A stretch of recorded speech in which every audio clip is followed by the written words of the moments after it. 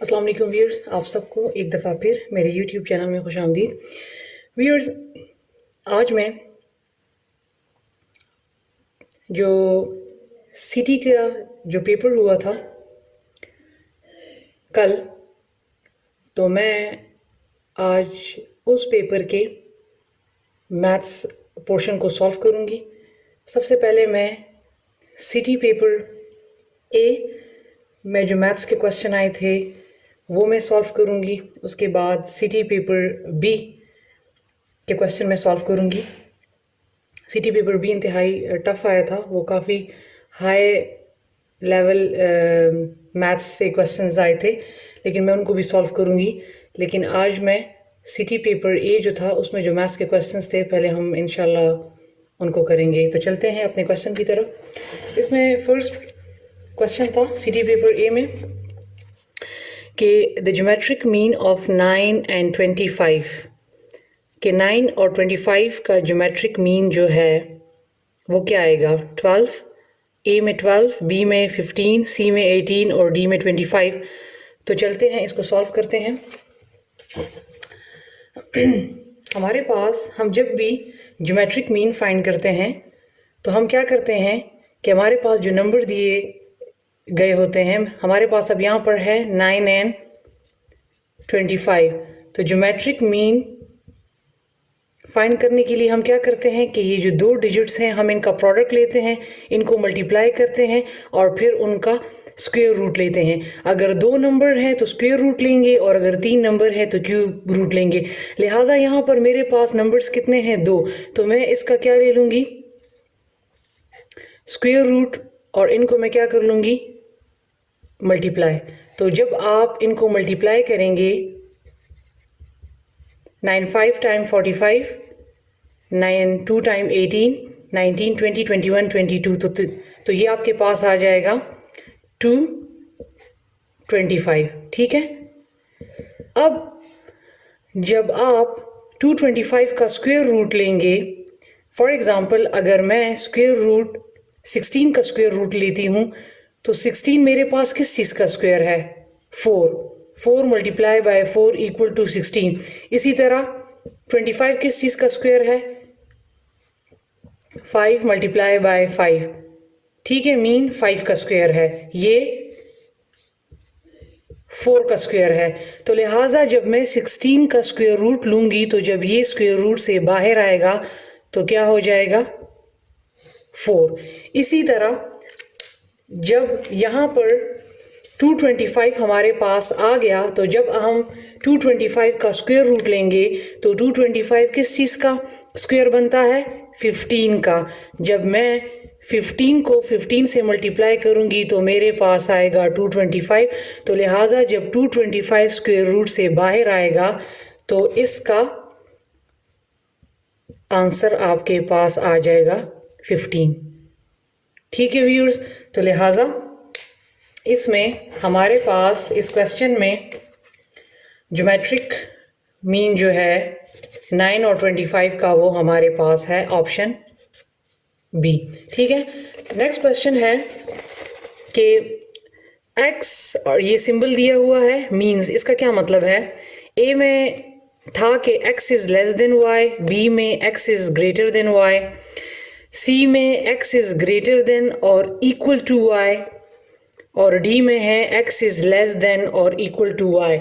तो आप ये बात याद रखें कि हम लेस देन के लिए ये साइन यूज़ करते हैं,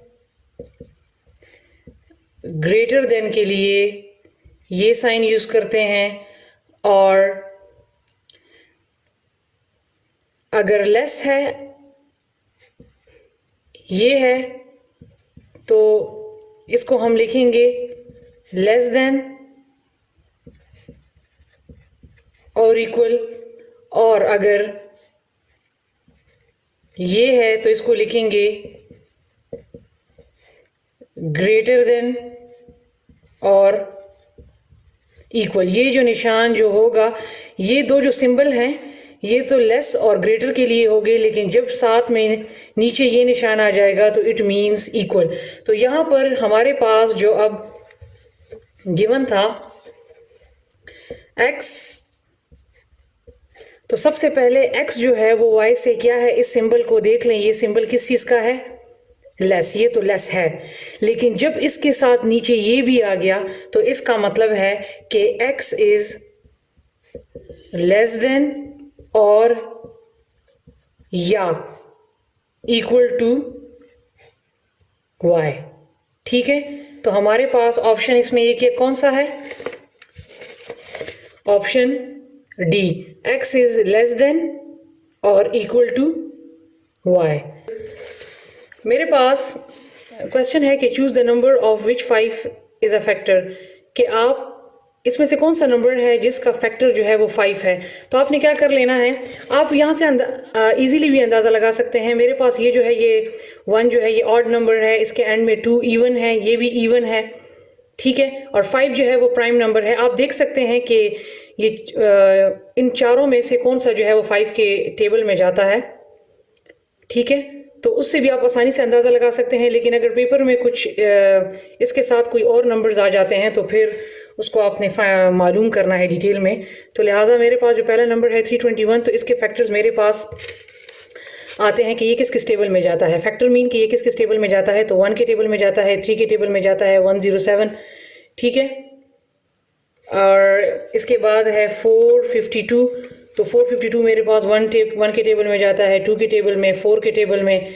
इसी तरह आप इसको और मज़ीद चेक कर लें तो कि किस किस टेबल में जाते हैं। इसके बाद है 735 मेरे पास जाता है 1 के टेबल में, 3 के टेबल में, 5 के टेबल में, 7 के टेबल में, ठीक है। इसी तरह 30004 जाता है 1 2 4। तो आप इस तरह चेक कर लें तो आप देख सकते हैं कि हमारे पास इन चारों ये जो नंबर्स हैं इनमें से 5 जो है वो किसका फैक्टर बन रहा है, या कौन सा नंबर है जो 5 के टेबल पर जा रहा है। तो आप देख सकते हैं कि 735 है जिसका फैक्टर 5 बन रहा है, तो लिहाजा इसका आंसर जो होगा वो होगा 735। ठीक है व्यूअर्स। अच्छा, तो व्यूअर्स हमारे पास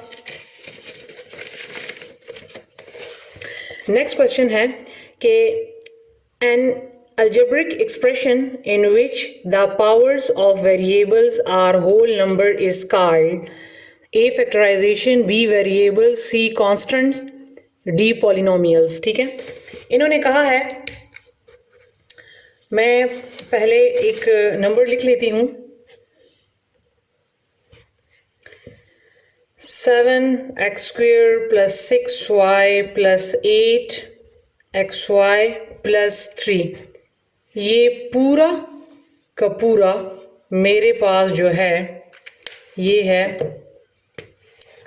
अलजेब्रिक एक्सप्रेशन। ठीक है,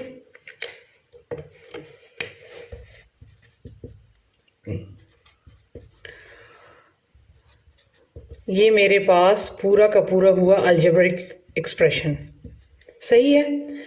अब इसमें इन्होंने कहा है कि अगर हमारे पास अलजेब्रिक एक्सप्रेशन में अगर वेरिएबल्स ये x y ये तमाम के तमाम मेरे पास क्या हैं, ये वेरिएबल्स हैं। वो कह रहा है कि अगर वेरिएबल्स के पावर्स जो हैं ये पावर है,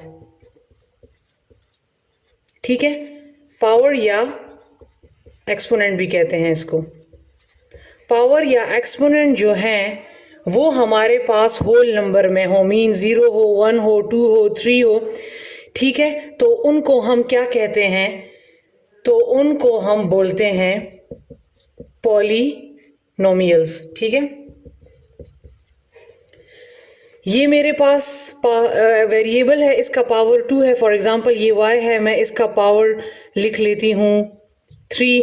ये मेरे पास x है, इसका भी मैं 2 लिख लेती हूँ, इसको भी मैं 2 लिख लेती हूँ। ठीक है, तो उन्होंने कहा है कि ये अलजेब्रिक एक्सप्रेशन है, इसमें हमारे पास जो वेरिएबल्स हैं x y, ये वेरिएबल्स हैं, z भी हो सकता है, a b c भी हो सकता है, अगर उसके जो पावर्स हैं ये पावर्स हैं और एक्सपोनेंट भी हैं, तो अगर ये होल नंबर्स में हो, 0 हो, 1 हो, 2 हो, 3 हो, 4, तो उनको हम क्या कहते हैं? उनको हम पॉलिनोमियल्स कहते हैं।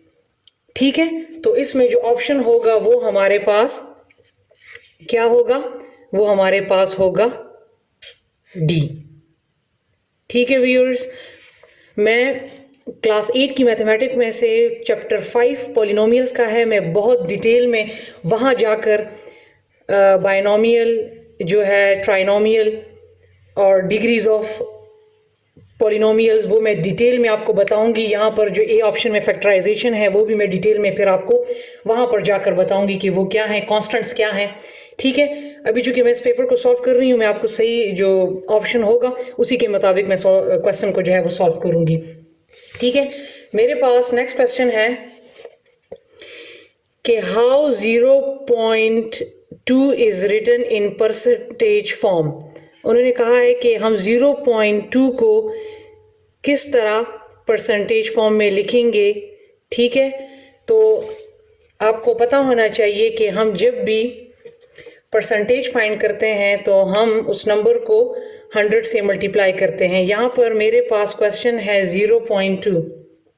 ठीक है, अब 0.2 का सबसे पहले मैं डेसिमल ख़त्म करूँगी। इसका डेसिमल मैंने ख़त्म कर दिया। परसेंटेज के लिए मैं क्या करूँगी कि मैं लगा लूँगी, परसेंटेज फाइंड करने के लिए मैं लगा लूँगी 100। ये 0 इस 0 से कट गया, 2 10 टाइम क्या मेरे पास आया? 20। तो लिहाजा मेरे पास इसका आंसर परसेंटेज फॉर्म में क्या आ जाएगा? Answer D, 20%। अच्छा, तो व्यूअर्स मेरे पास नेक्स्ट क्वेश्चन है कि ये हमें दिया था 2 ब्रैकेट में था 7x - 3 + 5, फिर ब्रैकेट में था -2x + 6 इक्वल टू ये किसके बराबर है? तो ये हमारे पास 4 ऑप्शन थे। तो हम इसको सॉल्व करते हैं और देखते हैं कि ये हमारे पास किस चीज़ के बराबर आता है। तो मेरे पास क्वेश्चन है 2 7x - 3 + 5 -2x + 6। ठीक है, पहले क्या करना है? 2 को इन दो के साथ मल्टीप्लाई करना है, टर्म्स के साथ। ठीक है, क्योंकि यहाँ पर कोई निशान नहीं है तो इसका मतलब है कि 2 इसके साथ भी मल्टीप्लाई होगा, फिर 2 इसके साथ भी मल्टीप्लाई होगा। तो 2 जब 7 के साथ मल्टीप्लाई होगा तो आ जाएगा 14x। यहाँ पर माइनस है, प्लस यहाँ पर कोई निशान नहीं है तो मीन्स यहाँ पर प्लस है, तो प्लस माइनस माइनस हो जाता है। 2 3 टाइम्स 6। फिर अब 5 को इन दो टर्म्स के साथ मल्टीप्लाई करना है, तो जब 5 को मैं 2 के साथ मल्टीप्लाई करूंगी तो 10 और प्लस माइनस माइनस, क्योंकि साइंस भी मल्टीप्लाई होंगे तो प्लस माइनस माइनस हो जाएगा। 5 2 टाइम 10x, और ये भी प्लस है, ये भी प्लस है, तो लिहाजा यहाँ पर प्लस आ जाएगा। और 5 को जब 6 के साथ मल्टीप्लाई करूंगी तो आ जाएगा 30। अब आप देखिए, अब आपने इनको प्लस, जो प्लस हो रहे हैं प्लस करें, जो माइनस हो रहे हैं माइनस, लेकिन सेम। अब ये 14x है, इसका जो इसी का जो सेम वेरिएबल है, हम सेम वेरिएबल वालों को प्लस माइनस करते हैं। 14x है और ये है 10x, यहाँ भी x है, यहाँ भी x है। ये 14 है और ये 10 है, यहाँ पर कोई मतलब प्लस माइनस नहीं होता, तो मीन्स यहाँ पर हमारे पास जब मेंशन नहीं होता तो मीन वहाँ पर प्लस होता है। तो 14x से जब हम प्लस माइनस माइनस 14x से आपने 10x माइनस करना है तो ये आपके पास आ जाएगा 4x, और कांस्टेंट है तो इनको भी हम क्या करेंगे, देखते हैं कि प्लस होते हैं कि माइनस, ये माइनस है ये प्लस है, तो माइनस प्लस माइनस, ये माइनस करेंगे हम लोग। 30 से हम क्या माइनस करेंगे? 6, तो ये मेरे पास आ जाएगा 24, और जो साइन बड़ी रकम के साथ होता है हम वही लगाते हैं। तो लिहाजा मेरे पास इसका जो आंसर है वो आ जाएगा 4x + 24C। ठीक है व्यूअर्स, अब इसमें हमारे पास नेक्स्ट क्वेश्चन था, मैथ्स पोर्शन इंतहाई इसमें इजी था। नेक्स्ट क्वेश्चन था कि 30 / 5 = 6, द क्वोशंट इज, कि जब हम 30 को 5 पर डिवाइड करते हैं तो हमारे पास आंसर 6 आता है। तो आप बताएं कि इसमें क्वोशंट क्या है? 6 है, 5 है, 30 है कि 0 है? 30 / 5 = 6 ये क्वेश्चन था। तो उन्होंने कहा है कि हमारे पास इसमें क्वोशंट क्या आएगा। तो मैं 30 को 5 पर डिवाइड कर लूँगी, 5 6 टाइम 30, तो हमारे पास जब भी ये ऊपर वाला जो नंबर होता है ये हमारे पास होता है क्वोशंट, और अगर फॉर एग्जांपल यहाँ पर कोई नंबर हमारे पास आ जाए वो हमारे पास आ जाता है। यहाँ पर तो अब कोई नंबर नहीं है, लेकिन फॉर एग्जांपल अगर यहाँ पर होता 1 2 3 तो वो हमारे पास आ जाता है रिमाइंडर। तो लिहाजा हमारे पास इसमें जो क्वोशंट जो है वो हमारे पास है 6। लिहाजा हमारे पास इसमें जो क्वोशंट है वो है 6। अब मेरे पास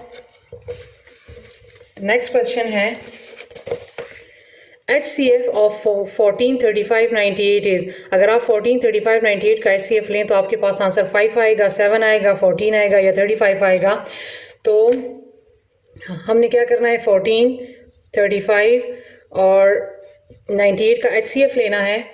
तो हम इसको कैसे करेंगे, पहले हम 14 को प्राइम फैक्टराइजेशन से करते हैं, लेकर जाएंगे टू 7 टाइम 14 एंड 7 1 टाइम 7। ठीक है, तो मेरे पास 14 के जो प्राइम फैक्टर्स आ गए हैं वो है 2 एंड 7। इसी तरह आप अब 35 को करें, 5 7 टाइम 35 7 1 टाइम 7। इसी तरह 35 के जो प्राइम फैक्टर्स हैं वो आ गए हैं 5 एंड 7। और जब मैं अब 98 को करूँगी, 2 4 टाइम 8, एक कैरी हो गया, 2 9 टाइम 18, 7 7 टाइम 49 एंड 7 1 टाइम 7।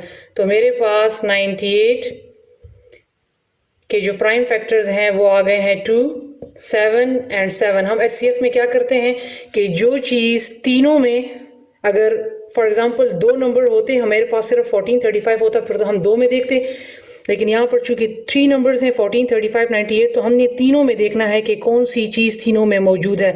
तो 7 यहाँ भी मौजूद है, 7 यहाँ भी मौजूद है, 7 यहाँ भी मौजूद है, बाकी तमाम चीज़ें जो हैं वो तीनों में मौजूद नहीं है। तो लिहाजा मेरे पास HCF जो है वो आ गया है 7। तो इसमें जो आंसर था वो हमारे पास था 7। ठीक है व्यूअर्स, अब नेक्स्ट क्वेश्चन इस, अच्छा तो व्यूअर्स मेरे पास नेक्स्ट क्वेश्चन है कि find the value of x in the expression 2x - 7 = -8। कि ये एक्सप्रेशन हमें दिया हुआ है, इसमें x की वैल्यू फाइंड करनी है। तो ये है 2x - 7 = -8। अब 2x को मैं इसी तरह रहने दूंगी, ठीक है, क्योंकि इसका इस साइड पे कोई भी जो साथी मौजूद नहीं है। x जो है वो हमारे पास x वाला टर्म सिर्फ एक ही है। अब देखिए -8 को भी मैं इसी तरह रहने दूंगी। यहाँ पर -8 जो है वो मेरे पास कांस्टेंट है, 7 भी मेरे पास कांस्टेंट है। तो लिहाजा कांस्टेंट के लिए कांस्टेंट ही को लेकर आएंगे, मैं वेरिएबल वाली वैल्यू को यहाँ पर नहीं ला सकती। तो लिहाजा -8 के लिए मैं -7 जब ये राइट साइड पर लेकर आऊँगी तो ये -7 है, जब इक्वल टू से उस साइड पर जाएगा तो +7 हो जाएगा। 2x उसी जगह पे रहने दें, माइनस प्लस माइनस हो जाएगा तो 1 आ जाएगा। 8 से 7 माइनस किया, लेकिन साइन बड़ी रकम का, तो बड़ी रकम के साथ क्या है, माइनस। ठीक है, अब मैं क्या करूँगी कि मैंने चूंकि x की वैल्यू फाइंड करनी है, 2 को मैंने यहाँ पर भी डिवाइड कर देना है, 2 को यहाँ पर भी डिवाइड कर देना है, तो x = -1/2। तो इसका आंसर आ जाएगा -1/2। ठीक है व्यूअर, तो x = -1/2 वाला जो ऑप्शन है वो इसका आंसर है। ठीक है व्यूअर्स।